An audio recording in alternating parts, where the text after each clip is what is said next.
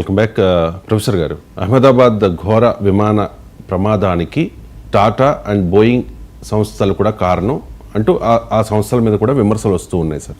ఎంతవరకు Tata and Boeing బాధ్యత వహించాల్సి ఉంటుంది?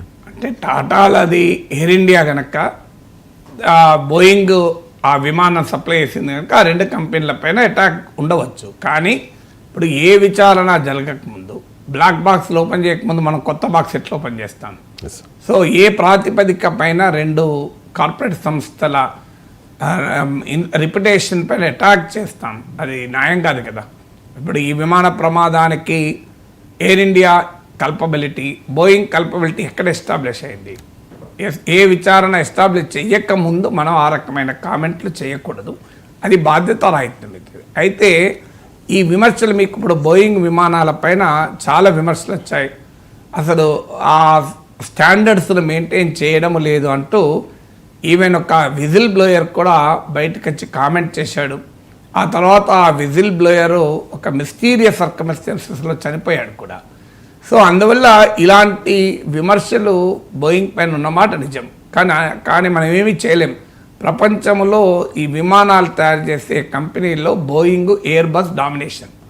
మార్కెట్ డియోపొలి అంటారు. కాంపిటీషన్ లేదు మార్కెట్లో. అందువల్ల మీకు అనివార్యంగా బోయింగ్ నుంచో ఎయిర్ బస్ నుంచో మనం విమానాలు కొనుక్కోవాలి. ఇంకెవరు తయారు చేసేవాడు లేడు ఇక్కడ. అందువల్ల ఈ ఛాలెంజ్ ఉన్నమాట నిజం. అందువల్ల ఇంటర్నేషనల్ ఏవియేషన్ ఇండస్ట్రీ మరింత ప్రొడక్షన్, ఈ commercial planes, quality controls, manufacture systems, processes, వీటిపైన మరింత విజిల్ పెట్టాల్సిన అవసరమైతే ఉంది. అందువల్ల ఎందుకంటే గతంలో నేను ఇంతకుముందు చెప్పాను, బోయింగ్ 737 పైన చాలా ఆరోపణలు వచ్చాయి.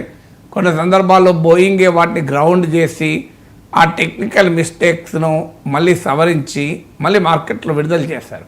ఇప్పుడు మనకు వోక్స్ వ్యాగన్ కూడా ఒకసారి కారులో కొన్ని మంటలు వస్తే తన మొత్తం ఫ్లీట్ను విడ్రా చేసి మళ్ళీ ఆ టెక్నికల్ స్నాక్స్ను అడ్రస్ చేసి మళ్ళీ మార్కెట్లోకి దించారు. సో అలా బోయింగ్ కూడా గతంలో జరిగిన ఉదాహరణ ఉంది నాకు గుర్తున్నంతవరకు. అలాగే ఎయిర్ ఇండియా విమానాలు ఈ మధ్య కాలంలోనే మీకు జనవరి 2025లోనే ఒకసారి తిరువనంతపురంలో, బెంగళూరులో, ఈవెన్ స్టాక్హోమ్లో కూడా ఎయిర్ ఇండియా విమానాల ఎమర్జెన్సీ ల్యాండింగ్ జరిగింది. ఈవెన్ ఒక విమానాన్ని ఎమర్జెన్సీలో రష్యా వైపు మళ్లించాల్సి కూడా వచ్చింది. అందువల్ల ఎయిర్ ఇండియా ఈవెన్ మీకు ప్రయాణికుల సేవలు అందించడంలో కూడా ఎయిర్ ఇండియా పైన చాలా తీవ్ర విమర్శలు ఉన్నాయి. పబ్లిక్ సెక్టార్లో ఉన్నప్పుడు ఇది ఎయిర్ ఇండియా 1932లో స్టార్ట్ అయింది. 1953 JRD Tata was the first person to fly air India విమానం. ఆయన సొంతగా ఆయనే ఫ్లై చేశాడు.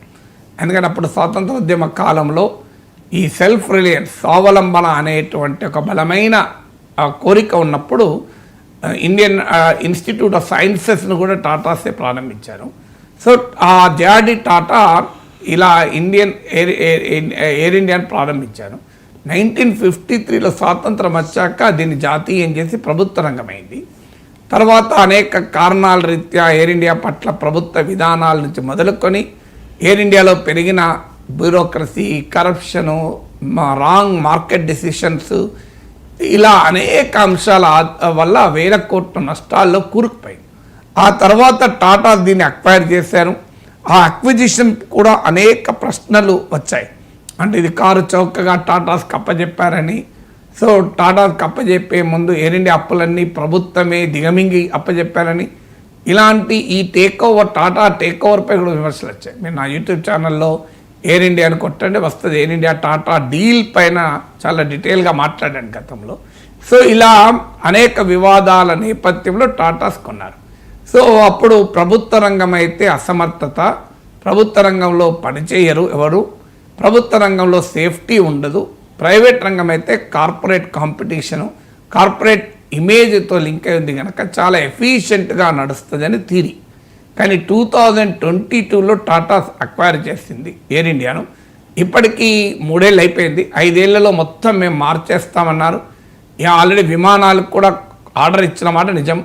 కానీ ఇప్పటికీ కూడా ఎయిర్ ఇండియా ప్యాసింజర్ సర్వీసెస్ చాలా విమర్శనాత్మకం. ఈవెన్ మీకు ఇదే విమానంలో ప్రయాణం చేసిన ఒక వ్యక్తి ఆయన మీకు లండన్ నుంచి ఢిల్లీ వచ్చాడు, ఆయన ఒక వీడియో రికార్డ్ చేసి పెట్టాడు. ఇందులో ఏసీ పనిచేయడం లేదు, బటన్ నొక్కితే క్రూకు బటన్ పనిచేయడం లేదు అని ఆయన కంప్లైంట్ చేస్తూ ఒక వీడియో కూడా పెట్టాడు. ఈవెన్ లండన్లో ఇదే విమానంలో 90 minutes డిలే అయిందని కూడా వచ్చింది. అంటే అవే ఇప్పుడు ఈ ప్రమాదానికి కారణాలని నేనేం అనడం లేదు. బట్ ఇలా ప్యాసింజర్ సర్వీసెస్ నుంచి మొదలుకొని ప్యాసింజర్ మీకు సాటిస్ఫాక్షన్ లెవెల్స్ మాత్రం ఎయిర్ ఇండియా పట్ల చాలా తక్కువ.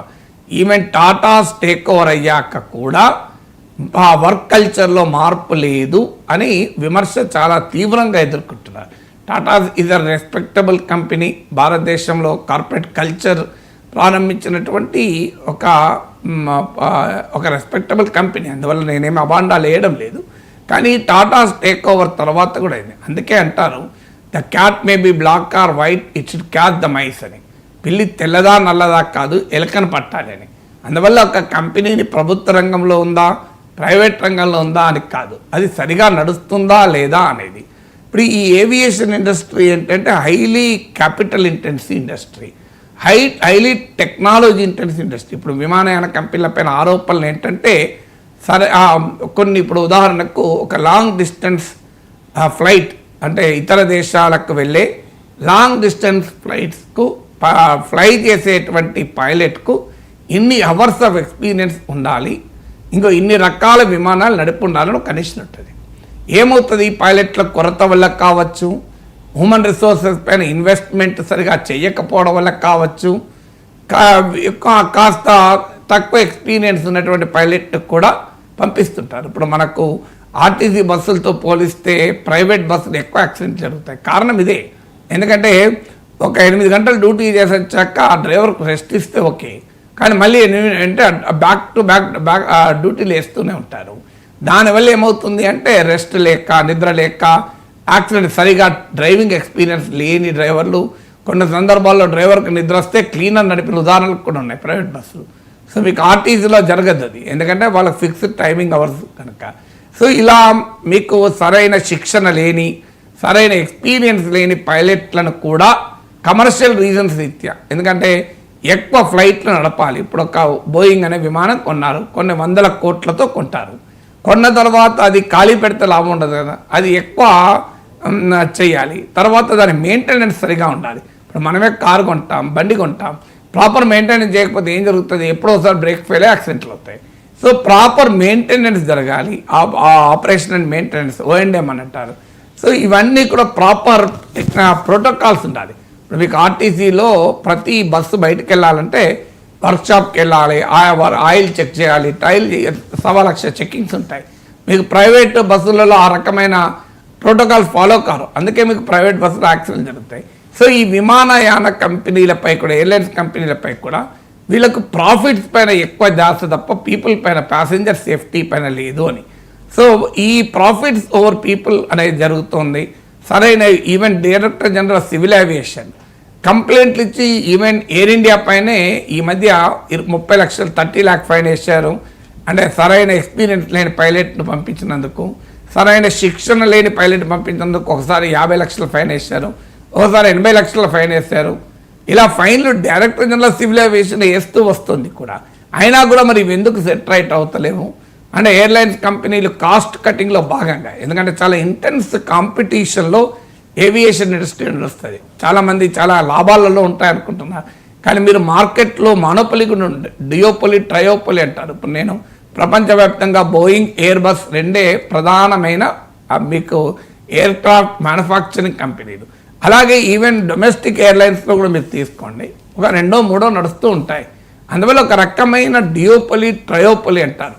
అంటే మానోపలి అంటే ఒక్కరే ఉండడం, డియోపొలి అంటే 2 కంపెనీలు ఉండడం, ట్రయోపొలి అంటే 3 కంపెనీలు ఉండడం. ఎందుకంటే it is highly capital intensive, technology intensive, profitability అనేది ఒక ఛాలెంజ్గా మారింది.